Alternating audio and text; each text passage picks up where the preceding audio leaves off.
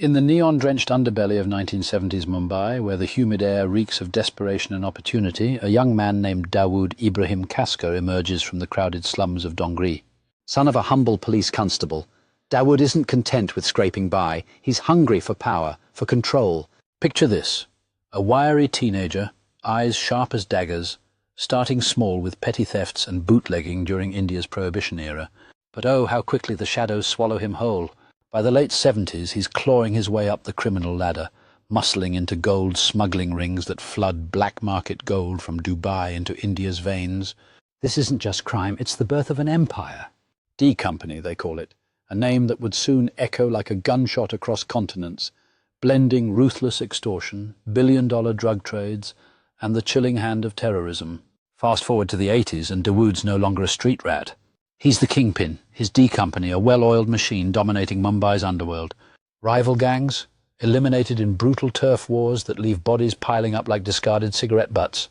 Remember the Pathan gang led by Karim Lala? Dawood's crew takes them down in a hail of bullets, cementing his rule. Extortion becomes his bread and butter. Bollywood stars, builders, businessmen all pay up or face the consequences. Whispers spread. Refuse Dawood's protection and your film sets burn, your family vanishes. But it's the drugs that rocket him to infamy. Heroin from Afghanistan's poppy fields, hashish from Pakistan, D Company smuggles it all, routing through Dubai's glittering ports to Europe, Africa and beyond. Billions flow in, laundered through fake businesses, hawala networks and even Bollywood productions. Dawood's not just a gangster, he's a shadow economy unto himself. But here's where the story twists into something darker, something that blurs the line between crime and catastrophe. By 1986, after a bloody shootout with rivals, Dawood flees Mumbai for the opulent safety of Dubai. From there, he builds alliances that chill the blood, links to Pakistan's ISI intelligence agency, Al-Qaeda and Lashkar-e-Taiba. His network isn't just about profit anymore, it's weaponized. And then the unthinkable, March 12, 1993. Mumbai erupts in flames. 12 coordinated bombings rip through the city, stock exchange, hotels, crowded markets, killing 257 innocent souls and injuring over 700 retaliation for the Babri Masjid demolition, they say, but orchestrated by D Company with ISI backing. Dawood's fingerprints are everywhere, RDX explosives smuggled in, operatives trained, the whole operation funded by his drug empire. This isn't extortion, this is terrorism on a global scale, a fusion of narco-profits and jihadist fury that the world had never seen before.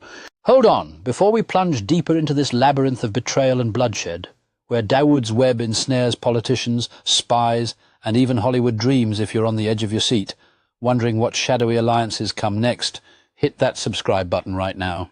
Trust me, you won't want to miss the underground revelations we've got lined up, secrets that could rewrite history itself. Subscribe and let's uncover the truth together.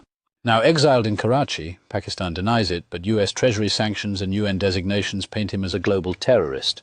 Dawood's D Company thrives in the shadows. His operations span from counterfeit currency flooding Indian markets to arms trafficking that arms militants across South Asia.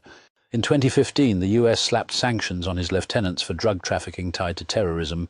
By 2019, reports linked him to money laundering for terror groups, using crypto and stablecoins to evade the law. Extortion calls still ring in Mumbai boardrooms. Drug shipments slip through West African ports. His family, brother Anis, sister Hasina, run the show from afar, while Dawood allegedly plots from a fortified mansion, rubbing shoulders with ISI brass. Boko Haram in Nigeria, rumours swirl of D Company supplying drugs and weapons. The empire's worth, estimates hit 6 to 18 billion, a narco-terror machine that's outlasted empires. But the hunt never ends. Indian agencies, Interpol, the DEA, they've seized assets, arrested foot soldiers in operations like Project Cassandra's cousin in Asia. Yet Dawood remains a ghost, a legend that inspires fear and fascination. Is he plotting the next big strike? Who's protecting him? The answers lurk in the dark web of international intrigue, where crime and terror dance a deadly tango. As the Mumbai skyline fades into night, remember, D Company isn't just a story, it's a warning. A tale of how one man's ambition birthed a monster that devours lives and nations. If this gripped you, smashed your expectations, and left you craving more dives into the world's deadliest syndicates, from Hezbollah's drug lords to cartel kings, smash that subscribe button now. Like, share and join the investigation. Your support fuels the fire for truth. Who knows what underworld empire will expose next? Stay tuned, you won't believe what's coming.